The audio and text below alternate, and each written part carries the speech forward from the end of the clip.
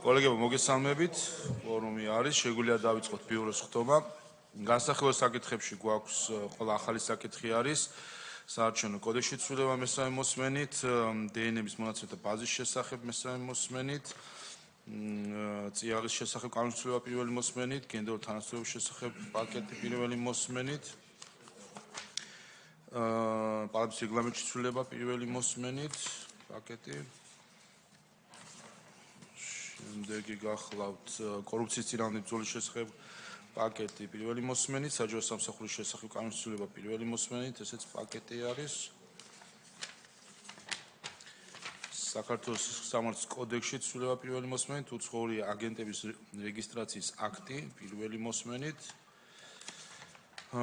მაუწყებლობის შესახებ კანონის ცვლილება პირველი მოსმენით, მაუწყებლობის შესახებ კანონში ცვლილება ასევე პირველი მოსმენით და კვლავ მაუწყებლობა პირველი მოსმენით. რაც შეეხება საორგანიზაციო საკითხებს, მთავრობის ადმინისტრაციის მომართვა მისცაც ახალი განრიგთან დაკავშირებით და გთხოვთ დავამტკიცოთ მადლობა.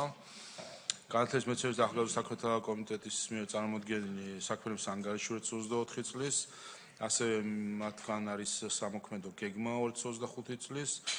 გვაქვს ასევე დარგული ეკონომიკის კომიტეტის თავმჯდომარის მოადგილედ გიორგი ბარვენაშვილის არჩევის შესახებ გადაწყვეტილება, სურვებს წარმატებულ საქმიანობას, ასევე სპორტის კომიტეტში ზურაბ რურუას თავმჯდომარის მოადგილედ არჩევასთან დაკავშირებით.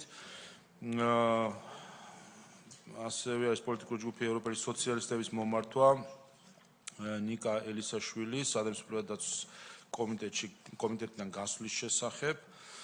გვაქვს განათლების კომიტეტის უარყოფითი დასკვნა საკანონმდებლო წინადადებაზე, ახალგაზრდულ საბჭოს შექმნის შესახებ საკანონმდებლო წინადადება.